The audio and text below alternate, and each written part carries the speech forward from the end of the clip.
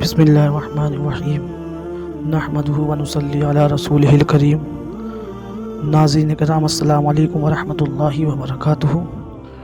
آج کی ویڈیو میں ہم آپ کے سامنے بتائیں گے کہ لالچ کیا ہے اور لالچ کا اسلام میں کیا معاملہ ہے۔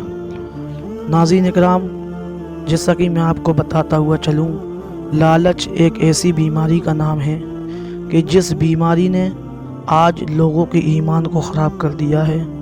انسان جب لالچ کرتا ہے تو اس کو بڑا اچھا لگتا ہے، بڑا مزہ آتا ہے، لیکن اس کو یہ نہیں معلوم ہوتا ہے کہ یہی لالچ کل بروز میدان حشر میں ہماری آخرت کو برباد کرتی ہوئی نظر آتی ہے۔ ناظرین اکرام، اللہ تبارک تعالیٰ نے ہمیں اور آپ کو بہترین انسان بنایا ہے، اور سب سے بہترین نبی ہمارے اور آپ کے آقا جناب محمد رسول اللہ صلی اللہ علیہ وسلم کی امت میں پیدا فرمایا ہے۔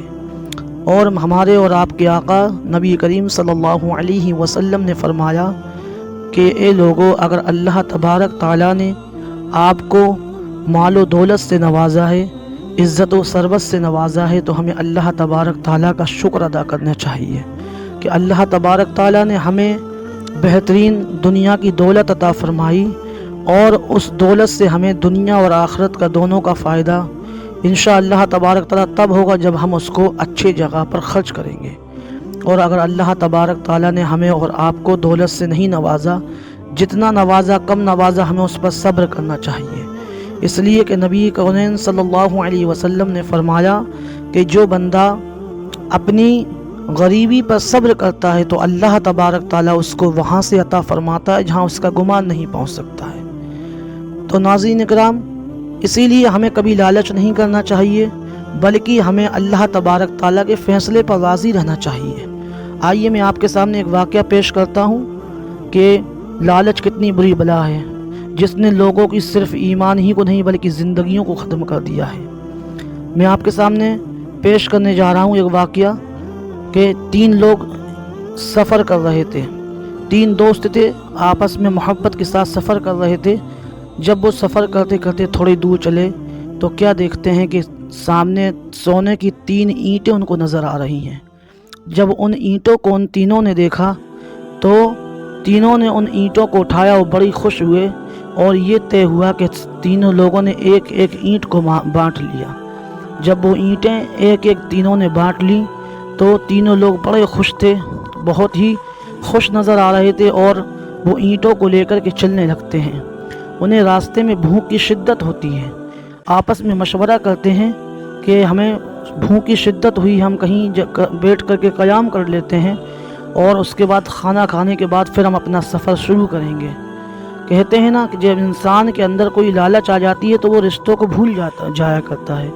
جب انہوں نے یہ سوچا کہ کھانا کھا کر کے آگے بڑھیں گے تو یہ طے ہوا کہ سامنے والے ایک شخص نے کہا کہ میں جا کر کے سامنے والے گاؤں سے کھانا لے کر کے آتا ہوں، تم دونوں حضرات یہیں پر ٹھہریے اور یہ اینٹوں کی حفاظت کریے۔ اور جب یہ سوچ کہا تو ایک شخص کھانا لینے کے لیے سامنے والے گاؤں میں چلا گیا، اور 2 شخص بیٹھے ہوئے تھے۔ آپس میں ان کے دل میں یہ لالچ پیدا ہوا کہ کہیں ایسا کیوں اچھا ہو کہ ہم آپس میں یہ تینوں اینٹ اپن ہی بانٹ لیں، اور ہم اس شخص کو جب یہ کھانا لے کر کے آئے گا تو ہم اس کو قتل کر دیں گے۔ جب ہم اس کو قتل کر دیں گے تو ساری اینٹیں ہماری ہو جائیں گی۔ جب دونوں کے دل میں یہ خیال پیدا آیا، دونوں نے مشورہ کیا، اور وہاں جو تیسرا آدمی کھانا لینے کے لیے گیا تھا، اور اس کے دل میں بھی یہ بات پیدا ہو گئی کہ کیوں نہ ہم کھانے میں زہر ملا دیں۔ اگر ہم نے کھانے میں زہر ملا دیا تو ہمارے دونوں ساتھی کھانا کھا کر کے مر جائیں گے، اور یہ اینٹیں ہماری ہو جائیں گی سونے کی۔ اب دیکھیے ناظرین اکرام، یہ لوگوں کے دل میں جب یہ اللہ کا ڈر نکل جایا کرتا ہے تو ان کے ساتھ یہی ہوا کرتا ہے۔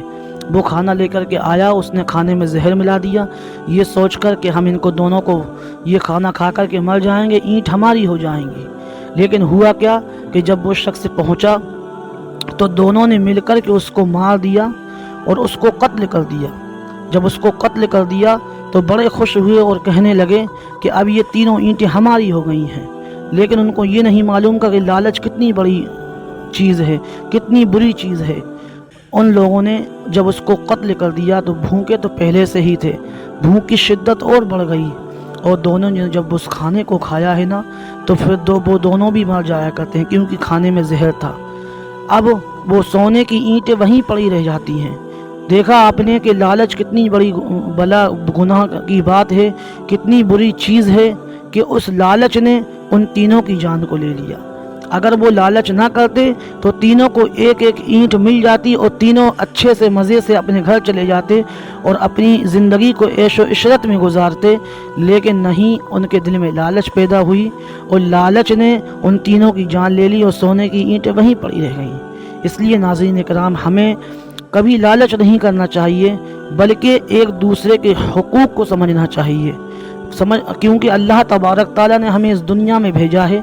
रब ने कुरान में फरमाया है, बल तुसिरूनल हयातद दुनिया वल आखिरतु खैरुन व अबका, यानी ए लोगो, तुम दुनिया की ज़िंदगी को बेहतरीन समझते हो, तरजीह देते हो, दुनिया की ज़िंदगी को अच्छा समझते हो। नहीं, वल आखिरतु खैरुन व अबका, बल्कि आखिरत की ज़िंदगी तुम्हारे लिए सबसे बेहतरीन ज़िंदगी है। इसलिए हमें और आपको चाहिए कि हमें लालच से हमेशा बचना चाहिए और लालची लोगों के साथ रहने से भी हमें परहेज़ करना चाहिए। अल्लाह तबारक ताला हमें इस पर अमल करने की तौफीक अता फरमाए। अस्सलामु अलैकुम व रहमतुल्लाहि व बरकातुहू।